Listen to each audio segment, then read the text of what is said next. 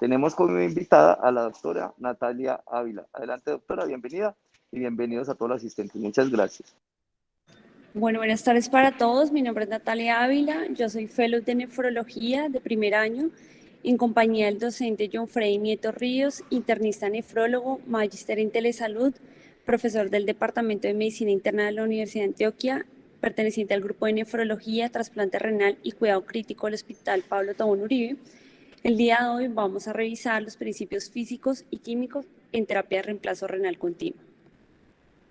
En cuanto al contenido, entonces voy a hablar del transporte de solutos, del peso molecular de los solutos, voy a hablar del concepto básico de modalidad de terapia de reemplazo renal continua para poder entender algunos de los principios del transporte de solutos como el aclaramiento. Vamos a hablar de algunas consideraciones cinéticas de la terapia de reemplazo renal continua, vamos a hablar de las características del dializador y de las membranas. Entonces, primero, pues la hemodiálisis consiste en interponer entre dos compartimientos sangre y líquido de diálisis en una membrana semipermeable, y esta membrana semipermeable va a permitir que circule agua y solutos de pequeño y mediano peso molecular, pero no proteínas o células sanguíneas muy grandes como para atravesar pues, los poros de la membrana. Entonces, el soluto se elimina del compartimento intravascular mediante dos transportes principales, transporte difusivo y el transporte convectivo, y estos transportes van a depender de múltiples factores. Entre ellos, el gradiente de concentración entre la sangre y el dializado para un soluto, la cantidad de sangre y el flujo del dializado, las propiedades de la membrana de diálisis y el tamaño, y las propiedades físico-químicas del soluto que se eliminan. Entonces, para empezar a hablar de transporte de solutos, está la ultrafiltración o convección, la difusión y la absorción. Entonces, la difusión es un proceso en el cual las moléculas se mueven a través de una membrana, como lo vemos aquí en la imagen, en todas las direcciones, y da como resultado el paso de solutos de un área de mayor concentración a un área de menor concentración. Entonces, como vemos en la imagen, vemos que hay moléculas de pequeño peso molecular y moléculas de mediano peso molecular que atraviesan la membrana por medio de un gradiente de concentración. En esta imagen vemos el filtro y vemos aquí la parte sanguínea y la parte del dializado que lo separa una membrana semipermeable porosa. Y aquí en esta imagen vemos las diferentes partículas como solutos, como la urea, que pesa 60 daltons, la creatinina como 113 daltons, la beta-2 microglobulina que está representada por el círculo naranja que pesa 11.800 daltons, y ya pues proteínas más grandes como la albúmina que pesa 66.000 daltons.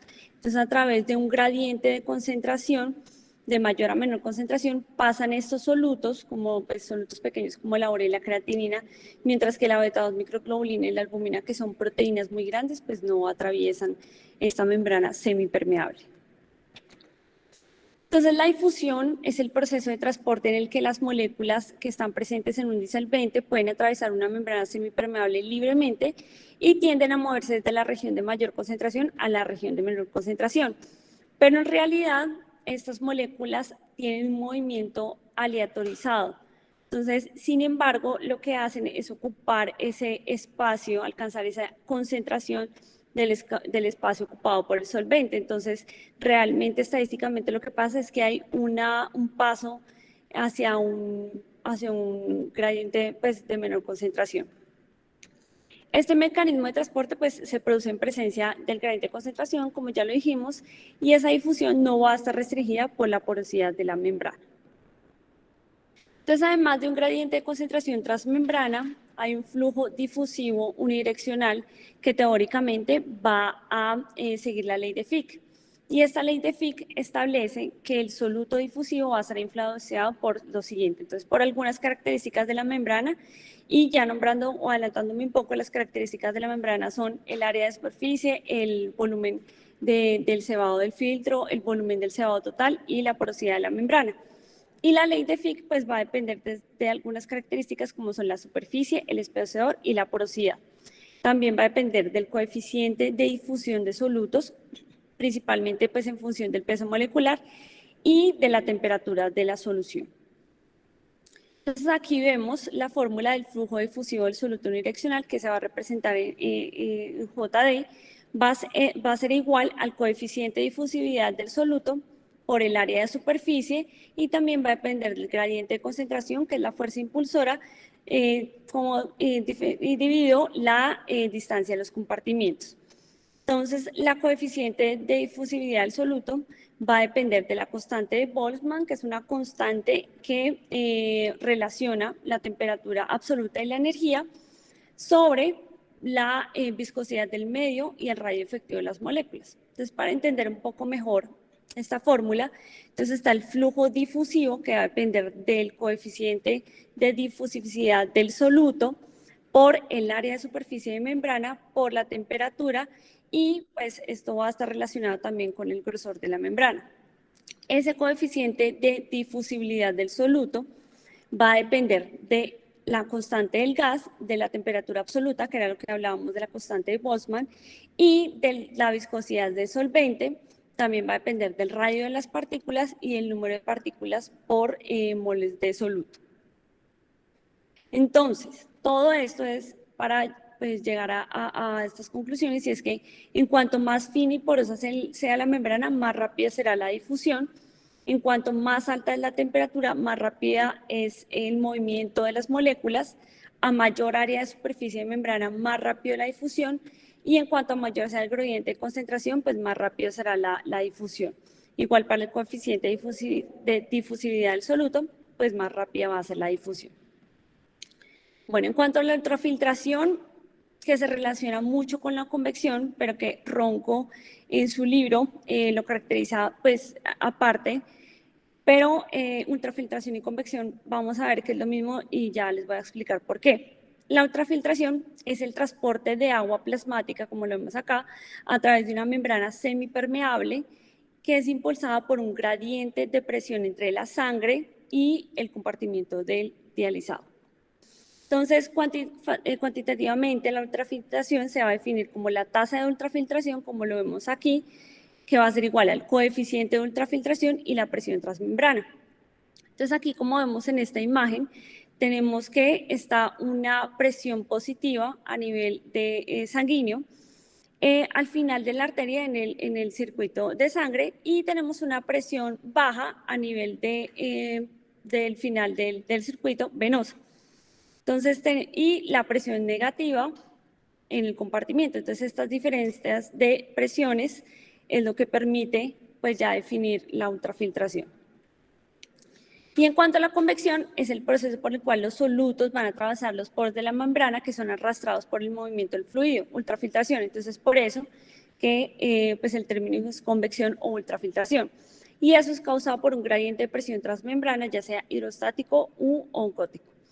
Entonces, aquí tenemos en esta imagen las diferentes moléculas de mediano y bajo peso molecular y el agua que atraviesan esta membrana semipermeable por medio de los diferentes gradientes de presión. Entonces, aquí tenemos la imagen del filtro y tenemos la sangre y el dializado.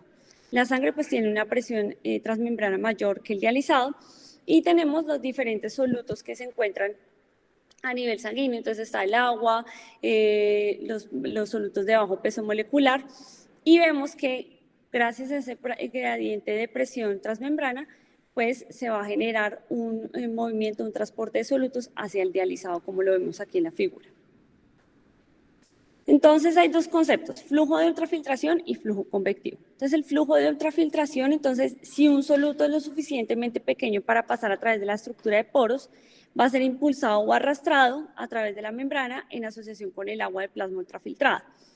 Y este movimiento del agua plasmática va a ser consecuente pues de un gradiente de presión transmembrana, como ya lo vimos. Entonces se va a representar el flujo de ultrafiltración, va a ser igual a la permeabilidad hidráulica específica de la membrana, que va a ser en mililitro minuto por milímetro mercurio metro cuadrado, por la presión transmembrana, que va a estar caracterizada por las diferentes gradientes de presión hidrostática u oncótica. Y por otra parte, pues está el flujo convectivo, que es en función principalmente, sigue los siguientes parámetros. Entonces, la tasa de ultrafiltración, que es esta, por la concentración de solutos en sangre y por las propiedades de cribado de la membrana, que ya vamos a ver a continuación. Entonces, a manera de resumen, entonces difusión es el soluto que se transporta a través de esta membrana semipermeable y las moléculas se mueven de un área de mayor concentración a menor concentración, y esta difusión pues va a permitir el aclaramiento de moléculas de pequeño peso molecular. Mientras que la convección es el proceso que permite el paso de los solutos a través de la membrana semipermeable por medio de una presión transmembrana positiva, y va a ser efectivo para el transporte de solutos independientemente del peso molecular. En cuanto a la absorción hemoperfusión, entonces, los compuestos hidrofóbicos en el plasma de la sangre, que en particular son péptidos y proteínas, se van a unir a una estructura de membrana o a otras sustancias absorbidas como carbón, resinas, geles, proteínas o anticuerpos monoclonales. Y debido a que esto ocurre más que todo en los poros, como lo vemos aquí en esta imagen, que las citoquinas se unen, lo van a hacer pues, por medio de una estructura de poros más abierta que tiene un mayor potencial de absorción. Entonces, esto es importante porque las membranas de alto flujo son las que tienen una estructura de poros más abierta. Bueno, en cuanto al mecanismo de aclaramiento para los diferentes solutos y moléculas en terapia de reemplazo renal continuo, entonces tenemos las diferentes sustancias de acuerdo a su peso molecular. Entonces tenemos los solutos pequeños, que son menores a 300 Dalton, como la urea, la creatinina, los aminoácidos. Van a tener un mecanismo de aclaramiento, ya sea por convección o por difusión, pero como dijimos, pues difusión es el mejor método de transporte. Están las moléculas medianas, como la mioglobina, la vitamina B12 y la vancomicina, que el mecanismo de aclaramiento va a ser por convección. Moléculas, proteínas de bajo peso molecular, como lo son los mediadores inflamatorios, el mecanismo de aclaramiento va a ser por convección y absorción. Y ya proteínas largas o grandes como la albúmina, pues lo van a hacer por medio de convección. Pero entonces, no solo hay estas moléculas, sino que hay muchísimas moléculas y toxinas urémicas. Entonces, como lo podemos ver aquí, hay solutos de bajo peso molecular. Entre las más conocidas son el oxalato, la urea, la xantina, la orotidina, el manitol. Todas estas son toxinas urémicas que también tienen aclaramiento pues, a nivel de esa membrana semipermeable. Están los solutos de bajo peso molecular unidos a proteínas como la homocisteína, el indoxilsulfato, la leptina, la melatonina, la espermina, entre otros. Y tenemos solutos de mediano peso molecular, pero vemos que hay gran cantidad, como la beta-2 microglobulina, la interleuquina 6, la leptina, la hormona paratiroidea, el factor de necrosis tumoral alfa. Entonces es importante conocer que hay muchísimas sustancias que inclusive aún pues están siendo estudiadas, que son toxinas urémicas que también pasan por esa membrana semipermeable. Bueno, entonces como para entender un poco la parte del aclaramiento, pues es importante entender estos conceptos. Entonces está la hemodiálisis, que el principal mecanismo de eliminación de solutos va a ser la difusión y por lo tanto pues va a ser eficaz en la eliminación de pequeños solutos. Entonces va a implicar el uso de un hemodializador en el que va a circular la sangre y una solución de dializado, como lo vemos acá, que puede ir en concurrente o contracorriente al flujo sanguíneo. En cuanto a la hemofiltración, no se va a utilizar líquido de diálisis, se utiliza una infusión de una solución estéril que se va a llamar líquido de reemplazo en el circuito sanguíneo y va a reemplazar ese volumen plasmático reducido. Y el líquido de reemplazo pues infundirse de forma predilución o postdilución, prefiltro o postfiltro. Y por otra parte está la hemodiafiltración, que combina hemodiálisis y hemofiltración, y la configuración del flujo del dializado va a ser también en contracorriente o concurrente, y la infusión adecuada pues debe reemplazar el volumen extraído ya sea pre o postdilución, o sea, prefiltro o postfiltro. Y para entender un poco a continuación lo que vamos a hablar, modalidades de terapia de reemplazo renal, entonces están las intermitentes y las híbridas y las continuas. Nosotros vamos a hablar de en las continuas para estudiar pues el tema del aclaramiento. Entonces tenemos hemofiltración venovenosa continua, hemodiafiltración venovenosa continua y la hemodiálisis venovenosa continua.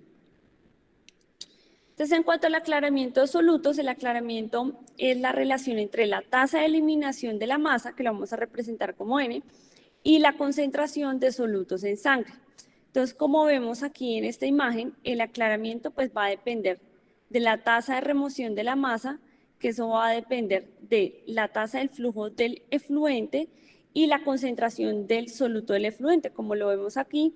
Entonces, bueno, nuevamente, entonces el aclaramiento de solutos va a ser la relación entre la tasa de eliminación de la masa y la concentración de solutos en la sangre. Entonces, como vemos aquí, vemos el filtro, vemos que el aclaramiento va a depender entonces de la tasa de remoción de la masa, que eso es igual a la tasa de flujo del efluente, como lo vemos acá, y la concentración del soluto del efluente, que va a ser dividido en la concentración del soluto arterial.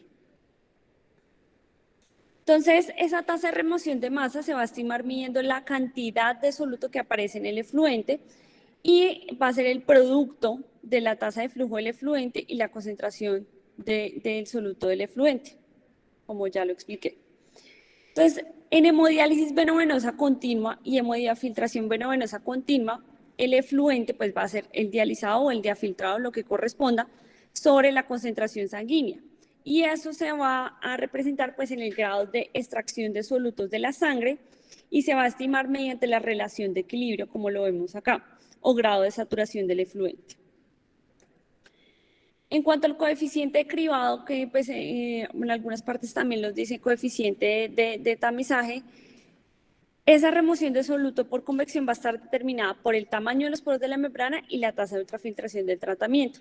Y va a representar el grado en que una membrana en particular va a permitir pues, ese paso específico del soluto. Entonces, como lo vemos aquí, ese coeficiente de cribado que pues, se va a representar en SC en inglés, va a ser igual a la concentración del filtrado sobre la concentración plasmática. Entonces, ya pues yéndonos para la práctica clínica, independientemente del tipo de membrana, todos los hemofiltros en estado virgen pues van a tener valores pequeños de coeficiente de cribado del soluto de 1, es decir, cuando no se ha utilizado. Esos valores de coeficiente de cribado de solutos de mayor peso molecular pues son más aplicables y los fabricantes dan datos para uno o más sustitutos de molécula media como vitamina B2, inulina, citocromo C y mioglobina. Entonces, ese coeficiente de tamizado cribado pues va a ser la relación entre la concentración de solutos en el ultrafiltrado y la del plasma, como lo vimos anteriormente, y un alto coeficiente de cribado es deseable pues, para moléculas de mediano peso molecular, pero no para moléculas tan grandes como la albúmina. Entonces, coeficiente de cribado de 1 pues describe una permeabilidad completa que por lo general es para urea y creatinina. Un coeficiente de cribado de 0 pues, refleja la impermeabilidad completa y mayor a 1 requiere una fuente de energía externa. Entonces, un ejemplo de esto es un coeficiente de cribado para la beta-2 microglobulina, pues es de 0.8. Entonces, esto es lo que pues, nos pueden dar como dato de información para nosotros saber cuál es ese coeficiente de cribado, de tamizado, y ver qué moléculas pues, van a tener mayor ultrafiltración. Entonces, en cuanto a la práctica clínica de esto, debido a que las proteínas plasmáticas y otros factores modifican propiedades nativas de la membrana, ese coeficiente de cribado final observado es menor que el esperado a partir de un simple cálculo teórico y la absorción inespecífica de proteínas plasmáticas ocurre instantáneamente a una membrana extracorpórea después de la exposición de la sangre. Entonces, lo que ocurre es que se pierde pues, la efectividad o la permeabilidad de la membrana, porque estas proteínas se unen y pueden formar una membrana secundaria. Entonces, para evitar esto, hay una reposición de líquidos postdilución que tiene a acentuar estos efectos secundarios de la membrana. O sea, son proteínas que, por decirlo así, taponan los poros de la membrana y eso pues se evita con la reposición de líquidos postdilución.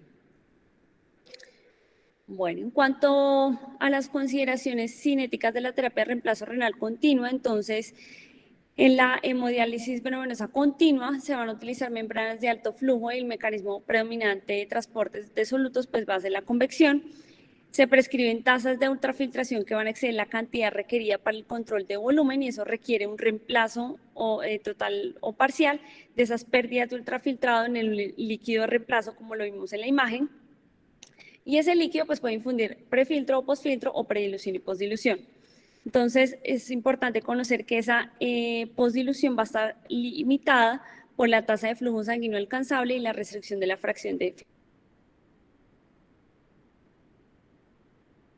dilución, pues tiene algunas ventajas, y es que el hematocrito y la proteína se reducen, entonces eso hace que se atenúe la polarización de la concentración y también la formación de membranas secundarias. También, gracias pues a la predilución, hay aumento de flujo en el compartimiento sanguíneo, entonces se puede generar una mayor ultrafiltración.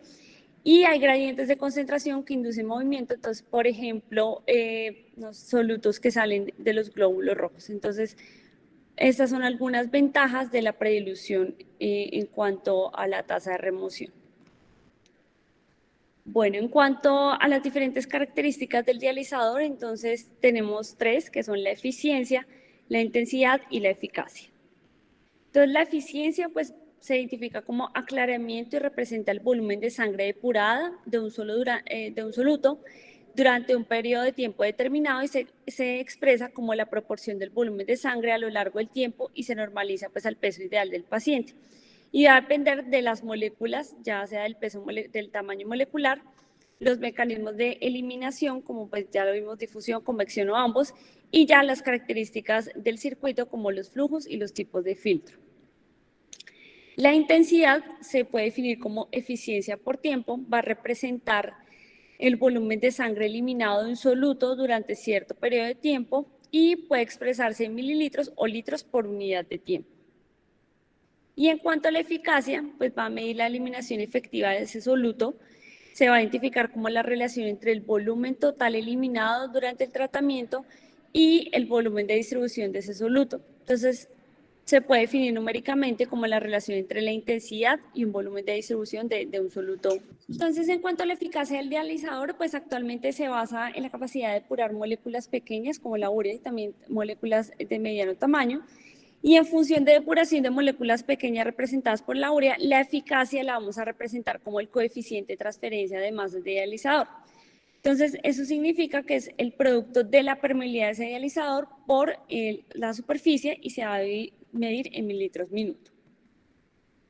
Entonces, este COA se va a calcular en función del flujo sanguíneo, del flujo del diálisis y del aclaramiento. Y de ahí pues se va a determinar si es dependiendo si es alta eficacia y baja eficacia. Si es baja eficacia, menor a 400 mililitros minuto, y si es alta eficacia, pues mayor a 800 mililitros minuto. Pero es importante conocer que va a depender del flujo sanguíneo, flujo de diálisis y del aclaramiento. Bueno, en cuanto a las membranas, entonces los filtros de terapia de reemplazo renal continuo pues son casi exclusivamente sintéticos. Y desde el año 1970 pues se utilizó por primera vez la membrana AN69, que es un copolímero de acrilonitrilo y un grupo de sulfonato aniónico en forma de hoja plana, como lo vemos aquí en esta figura a la izquierda, que en un sistema dializado de circuito cerrado en hemodiálisis crónica. Entonces, eso fue pues desde 1970. Aquí tenemos en la imagen B esa fibra hueca AN69, pero pues se han creado otro tipo de membranas sintéticas que incluyen polisulfona, poliamida, poliestrulsulfona y entre otras que ya las van a ver a continuación. Entonces, en esta imagen muestra cuáles son las características estructurales de algunas membranas de diálisis sintéticas disponibles. Entonces, aquí en la imagen de la izquierda, en esta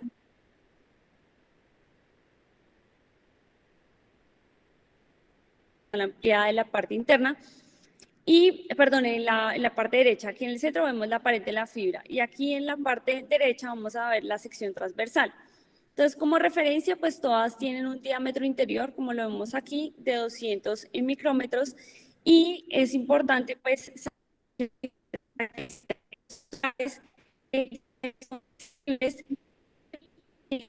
como lo vemos en la imagen, entre la A y la E, vamos a tener una estructura de esponja, como lo podemos ver acá, y ya a partir de la E y la G, pues vemos una estructura más como lo describe Ronco, como en forma de dedo. Entonces, ¿cuáles pueden ser las diferencias de estas membranas? Entonces, la primera, como lo vemos aquí, la celulosa, que tiene un grosor de la pared que es de 5 a 15 micrómetros. Entonces, pues es hidrofílica, tiene baja permeabilidad hidráulica y tiene bajas propiedades de cribado, de coeficiente de cribado. Entonces, su uso es prevalente en la terapia difusiva, es decir, en la hemodiálisis. En cuanto a las membranas de polisulfano, entonces tienen un grosor de la pared de 75 a 100 micrómetros. Tiene una estructura también hidrofóbica, también permite una permeabilidad hidráulica alta, tiene altas propiedades de coeficiente de cribado y su uso es exclusivo para la terapia convectiva como en la hemofiltración. Y tenemos otro tipo de membrana como la poliéter-sulfano, que tiene un grosor de la pared de 30 micrómetros, tiene una alta permeabilidad hidráulica, también es hidrofóbica e hidrofílica, tiene altas propiedades de coeficientes de cribado y pues su uso es en la terapia combinada de difusión y convección, es decir, hemodiafiltración. Entonces, en cuanto a la relación de membranas y presión transmembrana, entonces la característica de la membrana con mayor impacto en la permeabilidad del agua pues va a ser el tamaño de los poros y el flujo de ultrafiltración pues va a ser proporcional a la cuarta potencia del radio medio de los poros de la membrana. Entonces aquí vemos en esta imagen la relación pues fundamental entre la ultrafiltración y la presión transmembrana pues durante la ultrafiltración. Entonces esta pendiente que vemos acá es la filtración de agua pura y es cuando el hemofiltro está virgen, que no se ha utilizado. Y aquí tenemos diferentes pasos como es el control de la membrana, que es una región independiente de la presión transmembrana. Y aquí tenemos también una región independiente de la presión transmembrana que pues va a depender de la polarización de la concentración, entre otros. Y ya aquí vemos una región de formación de concentración de polarización que en términos pues, de esta gráfica va a representar pues una membrana secundaria. Entonces lo ideal es que se presente una pendiente como lo vemos acá, pero no que se forme una meseta. Entonces vemos que a medida que aparece la membrana secundaria, que es cuando las proteínas taponan esos poros, pues se va a generar pues una meseta y ya no se va a generar pues una ultrafiltración. Entonces, como lo vemos aquí, ya extrapolándolo, entonces tenemos que ya para cada curva, a valores de una presión transmembrana baja y a valores de un flujo sanguíneo alto, pues se va a presentar una pendiente mucho mayor. Entonces tenemos que para el flujo sanguíneo de 400 en comparación a la de 200, pues la pendiente va a ser mucho mayor para la tasa de ultrafiltración. Y por otra parte, pues lo que hemos dicho del efecto de la formación de la membrana secundaria, entonces esto es una figura en la cual se coloca solución salina y plasma y evidentemente el plasma pues va a presentar un mayor rechazo porque se presenta pues mayor unión de esas proteínas a esos poros, entonces generan pues este efecto de rechazo. Y eso es una gráfica, pues, comparándolo con la solución salina, que tiene menos rechazo que el plasma. Bueno, ya para ir finalizando, entonces, aquí vemos una imagen del área de superficie de membrana y la hemofiltración continua. Y vemos que está una ultrafiltración, una tasa de ultrafiltración baja y una tasa de ultrafiltración alta.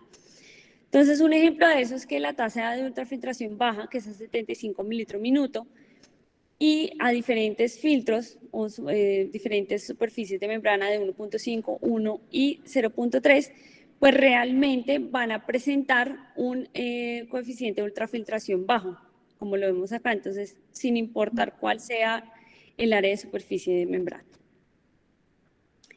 Y en cuanto a las áreas de superficie de membrana y hemodiálisis continua, entonces, en comparación con la hemodiálisis convencional, en la que el aclaramiento absoluto está dictado por el flujo sanguíneo y el área de superficie de la membrana, entonces vemos que cuando se realiza una hemodiálisis venosa continua con un hemodializador de superficie relativamente pequeño de 0.5 metros cuadrados, esa saturación del dializado, como vemos aquí, de la urea, de la creatinina, del fósforo, entre otros, se va a lograr con valores de flujos de dializado realmente bajos, como lo vemos en esta imagen. Entonces, a flujos bajos vamos a encontrar mayor saturación.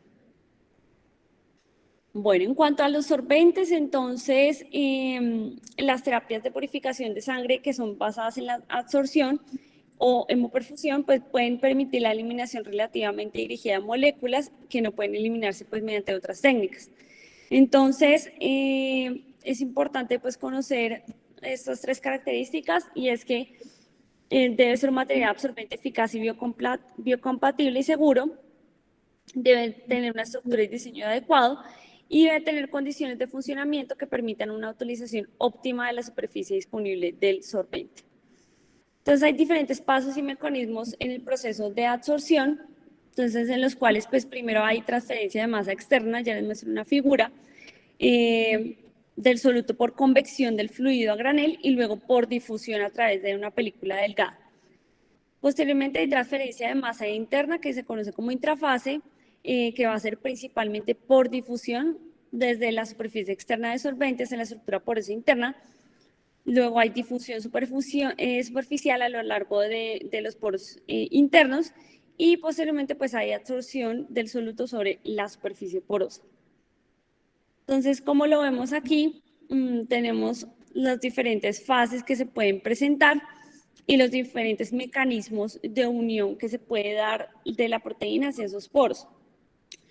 Entonces, como lo vemos aquí, tenemos las fuerzas que son las fuerzas de Van der Waals o las uniones iónicas y también las uniones hidrofóbicas. Entonces, esto fue como ya lo que son los principios físicos y químicos de la terapia de reemplazo renal continuo.